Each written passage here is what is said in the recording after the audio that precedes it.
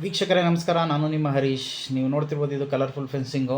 So secure the farm with a colourful fence, ಇದು ಹೊಸ tagline.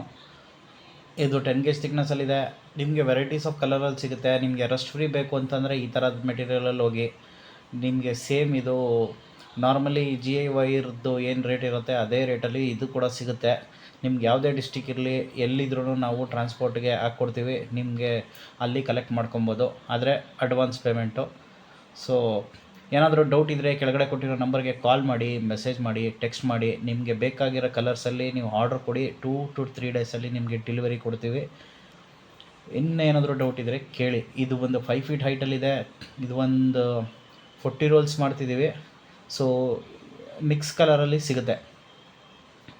Same thickness ಇರುತ್ತೆ, same ಇರುತ್ತೆ. ನಿಮಗೆ ಫೈರ್ ಫ್ರೀ ಇರುತ್ತೆ.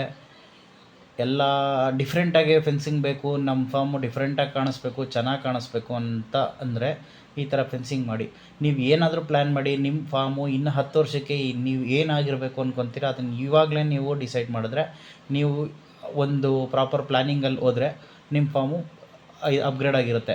ಇಲ್ಲ ನಿಮ್ಗೇನು ಪ್ಲ್ಯಾನಿಂಗ್ ಇಲ್ಲ ಅಂತಂದರೆ ಈಗ ಮಾಡದೇ ಇರೋದು ನೀವು ಮುಂದೆ ಏನೂ ಮಾಡೋಕ್ಕಾಗಲ್ಲ. ಸೊ ಡಿಸೈಡ್ ಮಾಡಿ.